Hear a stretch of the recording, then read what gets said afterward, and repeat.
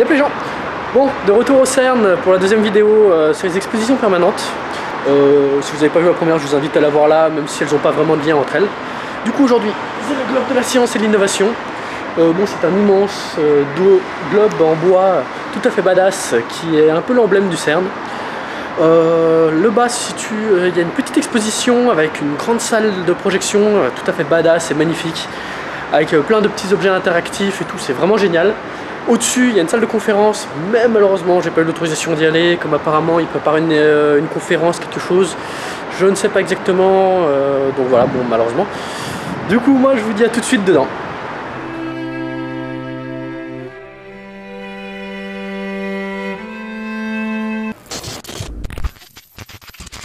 Écoute mon vieux, on arrête ces conneries. Baby, can you move around the rhythm so we can get with and jump around and get us a rock and roll round? Let's down, down, body, body, coming with a super hottie. Let's go, no, slow, hell no. Baby, can you move around the rhythm? Cause you know we're living in the fast lane. Speed up, it ain't no game. Just turn up all the beams when I come up on the scene.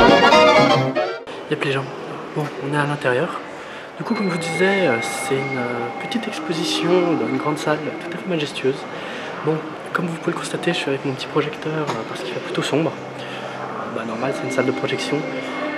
Après, elle a hors projection, elle a un look tout à fait futuriste. Je ne sais pas si vous allez voir un peu si je me tourne, mais je vous mettrai quelques photos. Comme ça vous fera une bonne idée de comment c'est. Du coup, dans cette salle, vous avez des explications sur les différentes expériences, sur les particules qui sont menées, toute l'histoire du CERN. L'exposition est vraiment cool. Vous avez la possibilité d'interagir avec plusieurs écrans, avec plusieurs objets également. Il y a également des sortes de petits œufs où vous pouvez vous asseoir pour écouter des explications. Donc c'est personnel et tout, il y a différentes langues, anglais, français, allemand, italien. Je crois qu'il y en a une cinquième mais j'ai oublié laquelle. Du coup l'exposition est vraiment intéressante. Bon, elle n'est pas très longue. Le principal intérêt c'est la projection qui est tout à fait incroyable. Du coup bon, il y a eu pas mal de monde aujourd'hui. Là j'ai de la chance, il y a un petit creux. Bon, il y a quand même une bonne vingtaine, une trentaine de personnes dans la salle. Du coup j'ai vu la projection plusieurs fois et là, bon, je l'ai vue en anglais. Et comme elle est vraiment exceptionnelle, je vais attendre une heure pour la voir en français. Parce que moi apparemment la diffusion en français est arrivée juste avant que j'arrive. C'est un peu dommage et comme elle est vraiment exceptionnelle, ça vaut la peine de la voir plusieurs fois. Et c'est vraiment un truc à pas louper si vous venez ici. Bon, ça dure pas trop longtemps, c'est 6 minutes. Après dans la pièce, donc, vous avez des explications sur le LHC, ce qu'ils font comme expérience, ce qui se passe. Et je vais vous montrer dans 2 minutes un objet qui, grâce à lui, on est là. Vous allez comprendre tout à l'heure. Du coup, j'en profite d'être à côté d'une chambre à étincelles. C'est l'appareil qui est juste derrière moi.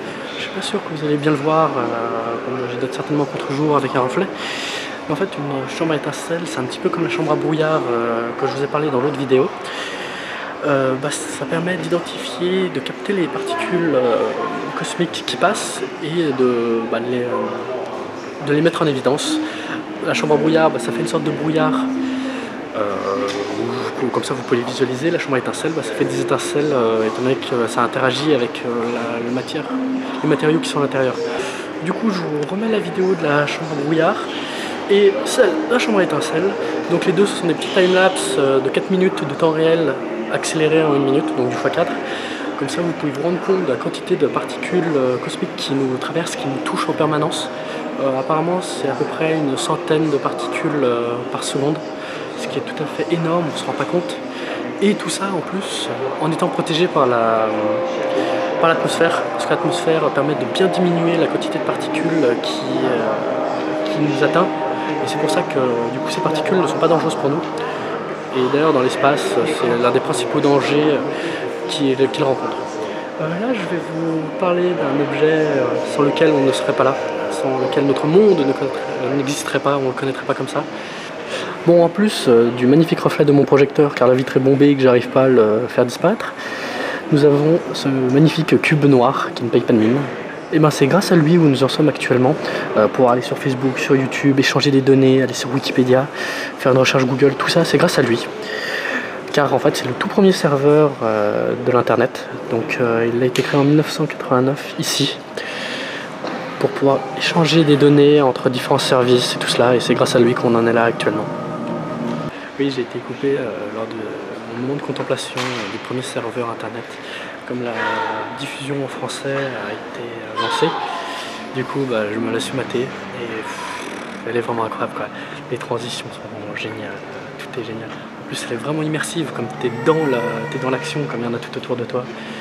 Moi, je vous conseille vraiment de venir la voir. En plus, bon, l'exposition n'est pas très grande, mais il y a énormément de choses à voir. Je vous mettrai de nouveau quelques photos. De toute façon, je pense que je vous en ai mis durant un petit peu toute la vidéo, pour que vous puissiez voir un petit peu le lieu, parce que ma tête, je pense que vous en foutez. Bon, je vais finir là cette petite vidéo sur cet espace. Il y a énormément de choses à voir. Moi, je vous conseille vraiment de venir le voir. Ça vous fera une super sortie d'une demi-journée, voire même une journée si vous êtes vraiment très curieux, si vous venez avec des enfants. Et même si vous êtes une école qui venait faire un voyage scolaire à Genève, venez le voir. C'est vraiment incroyable. En plus, normalement, ils font des visites guidées, des expositions. Et vous pouvez éventuellement demander également pour avoir une visite guidée à l'intérieur du CERN en lui-même. Ça sera vraiment une sortie exceptionnelle, donc moi je vous conseille de venir voir. Et en tant que particulier, théoriquement, il y a aussi des groupes pour pouvoir visiter le CERN. Donc n'hésitez pas à vous renseigner si ça vous intéresse de venir voir cet endroit exceptionnel. Moi je remercie le CERN de m'avoir autorisé à faire ces 2 vidéos aux expositions permanentes et de pouvoir faire des vidéos à l'intérieur du CERN plus tard. Actuellement c'est en cours de préparation, comme il faut qu'on trouve un arrangement, il faut qu'ils me mettent dans un groupe dans lequel il n'y a pas trop de monde et tout, donc c'est un peu complexe, je vous passe les détails. Merci beaucoup d'avoir vu la vidéo, j'espère qu'elle vous a plu. Bon, les formats sont de plus en plus courts, comme je vous disais. N'hésitez pas à me le dire si ça vous plaît, en plus court, en plus long, s'il faut faire un format intermédiaire. Et comme d'habitude, faites-le moi savoir si ça vous plaît, likez, commentez. Et si vous avez envie de soutenir le projet, abonnez-vous et partagez-le avec tous vos amis, à vos contacts, pour que je puisse développer le projet et continuer à avoir des autorisations de tournage pour des lieux aussi cool. Merci beaucoup les gens, à plus.